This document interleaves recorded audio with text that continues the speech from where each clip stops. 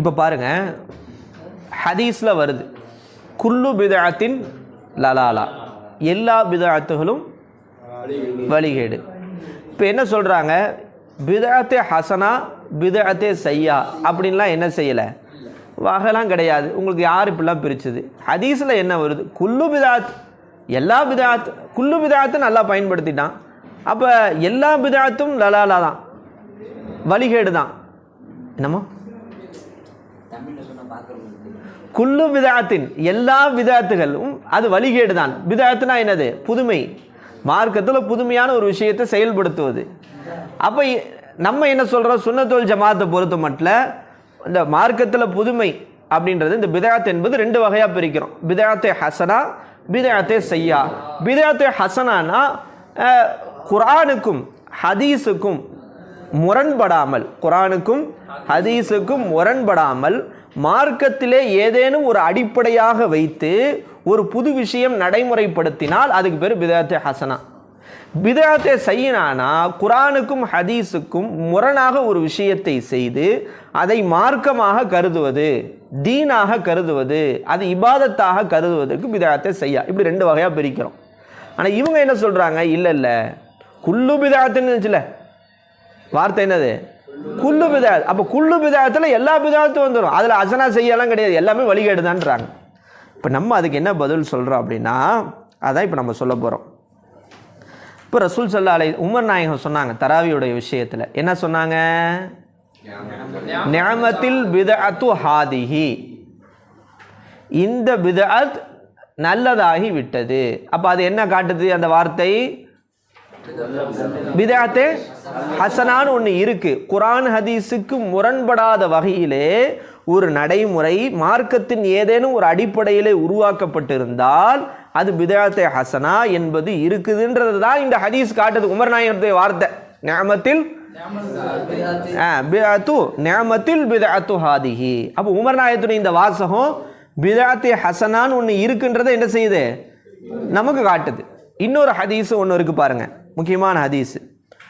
ரசூல் ஸல்லல்லாஹு அலைஹி வஸல்லம் சொல்றாங்க பாருங்க, மன் சன்னஃபில் இஸ்லாமி சுன்னத்தன் ஹசனத்தன், யார் இந்த மார்க்கத்தில் என்ன செய்கிறாரு, சன்னஃபில் இஸ்லாமி சுன்னத்தன் ஹசனத்தன், ஒரு அழகிய நடைமுறையை உருவாக்குறாரு, ஒரு அழகிய நடைமுறையை உருவாக்குறாரு. இதுக்கு முன்னாடி அந்த நடைமுறை இல்லை. இவர் இஸ்லாத்தில் என்ன செய்கிறாரு, ஒரு சுன்னத்தை, ஒரு புதிய நடைமுறையை, அழகிய நடைமுறையை உருவாக்குறாருன்னா ஃபஅமில பிஹா பாதஹு குத்திப லஹு மிஸ்ல அஜ்ரி மன் அமில பிஹா. இதற்கு பிறகு இவர் உருவாக்கின அந்த புதிய நடைமுறை இருக்கு மார்க்கத்தில், குர்ஆன் ஹதீஸுக்கு முரண்படாத வகையில் உருவாக்கினார்ல புதிய விஷயத்தை, அதை யாரெல்லாம் ஃபாலோ பண்ணுறாங்களோ அவருடைய நன்மைகள் எல்லாம் யாருக்கு வரும், உருவாக்கினார் தெரியுமா, அவருக்கு நன்மை வந்துக்கிட்டே இருக்கும். சரி, இவருக்கு நன்மை வர்றதுனால அவருக்கு குறையுமா, குறையாது.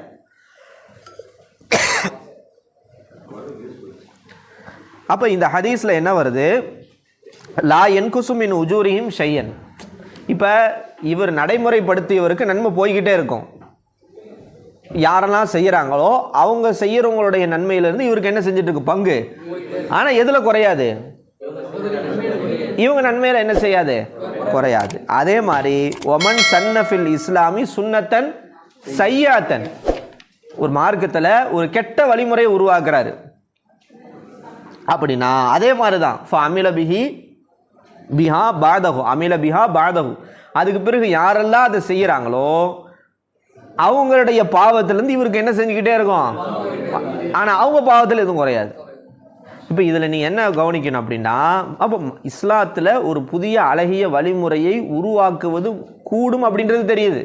ஆனால் எதுக்கு முரண் இல்லாமல், குர்ஆன் ஹதீஸுக்கு முரண் இல்லாத வகையிலே மார்க்கத்திலே ஒரு நடைமுறையை ஏதேனும் ஒரு குர்ஆன் ஹதீஸுடைய ஏற்கனவே இருக்கக்கூடிய அந்த அடிப்படையில் உருவாக்குவது என்பது என்ன கிடையாது, தவறு கிடையாதுன்றது இதை காட்டுது. அதான் பிதஅத் ஹசனான்றதை நம்ம சொல்கிறோம். இப்போ பாருங்கள், ரசூல்லா காலத்தில் நஹுவா படிச்சுக்கிட்டு உட்காந்துருந்தாங்க, சர்ஃபு படிச்சுட்டு ஃபால ஃபாலா, அதெல்லாம் கிடையாது கிடையாது. இப்போ இதெல்லாம் எந்த அடிப்படையில், நம்ம குர்ஆன் ஹதீஸை விளங்கணும்னா இது தேவை. இப்போ இது ஒரு பிதஅத் ஹசனான்னு வந்துடும்.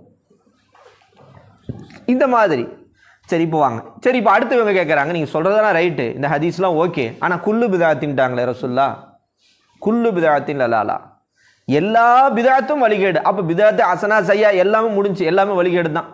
ஓ குல்லு லலாலத்து ஃபின்னார், எல்லாமே நரகம்தான். அப்படின்னா நம்ம சொல்கிறேன் பா, குல்லுக்கு என்ன அர்த்தம்?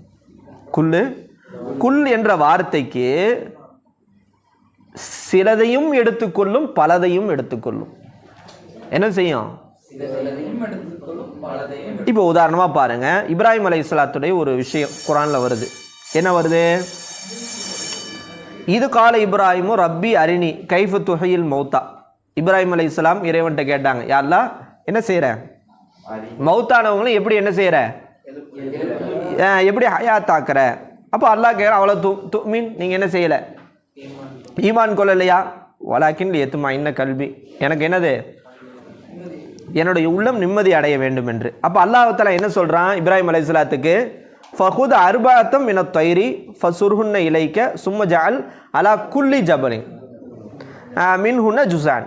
ஒரு 4 பறவை எடுத்து என்ன செய்கிறாங்க, வெட்டி என்ன செய்ய, 4 கூறா பிரித்து எல்லா மலை 4 பறவை எடுத்து வெட்டி அதுக்கு பிறகு என்ன செய்கிறாங்க, ஒன்று சேர்த்து அதை என்ன செய்கிறாங்க, இங்கே ஆயத்தில் எழுது சும்ம ஜஅல் அலா குல்லி ஜபலின்.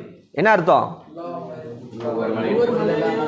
ஒவ்வொரு மலையிலையும் நீங்கள் என்ன செய்யுங்க, வைங்க, அது பிறகு கூப்பிடுங்க, அது வரும்னு வருது. இப்போ நமக்கு மேட்ரு என்னன்னா, இந்த இடத்துல சும்மஜால் அலா குல்லி ஜபலின்னு நல்லா சொல்கிறான். அப்போனா உலகத்தில் இருக்க எல்லா மலையிலையுமா வைக்க சொன்னாங்க இப்ராஹிம் அலைஹிஸ்ஸலாத்தை? இப்ராஹிம் அலைஹிஸ்ஸலாம் போயிட்டு உஹது, பத்ரு, எந்தெந்த இடத்துல உலகத்தில் இருக்கிற அம்முட்டு மலையிலையும், எங்கள் பள்ளப்பட்டி பக்கத்தில் இருக்க மலை, எல்லா மலையிலையுமா வச்சாங்க? அந்த இடத்துல என்ன அர்த்தம்? சில மலைகள், அப்படி தானே அர்த்தம். அப்போ நமக்கு என்ன தெரியுது அப்படின்னா, அப்போ குல்லு பிதாத்துனா நீ என்ன அர்த்தம் வச்சிடக்கூடாது, எல்லாமே டோட்டலாக எல்லா பிதாத்துன்ற அர்த்தம் கிடையாது.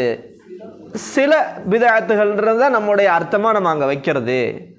ஏன்னா குர்ஆன் இப்படி வருது. நீங்கள் இல்லை குல்லுக்கு குல்லு எல்லாத்தையும் உள்ளடக்கிறோம், என்ன செய்யறது, டோட்டலாக எல்லாத்தையும் அந்த வஸ்துவையும் உள்ளடக்கிறோம்டா. குல்லு ஜபல் போது உலகத்தில் இருக்க அம்முட்டு மலையும் வந்துடும், எல்லா மலையும் வந்துடும். ஆனால் அப்படி அங்கே நடக்கலை. அப்போ அதனால் குல்லு பிதாத்தின்னா எல்லா பிதாத்துன்னு சொல்லி அர்த்தம் நம்ம வைக்கக்கூடாது, சில பிதாத்துகள் அப்படின்றது தான் அங்கே மானாவை நம்ம வைக்கணும். குல்லுக்கு அந்த அர்த்தம் இல்லைன்றது நம்ம சொல்கிறோம். விளங்குதா? அப்போ பிதாத்தே ஹசனா, பிதாத்தே சையா. பிதாத்தே ஹசனா, பிதாத்தே சையான மா ஹால, ஷாஃபி இமாம் சொன்ன மாதிரி மா ஹாலஃபல் கிதாபு வ சுன்னா, மா ஹாலஃபல் கிதாபு வ சுன்னா, குர்ஆனுக்கும் ஹதீஸுக்கும் முரண்படுகின்ற ஒன்று, அந்த ஒன்றை மார்க்கமாக ஒருத்தர் எடுத்து செஞ்சான், இதாங்க மார்க்கம் அப்படின்ட்டா அது என்ன ஆயிருது, பிதாத்தே சையா.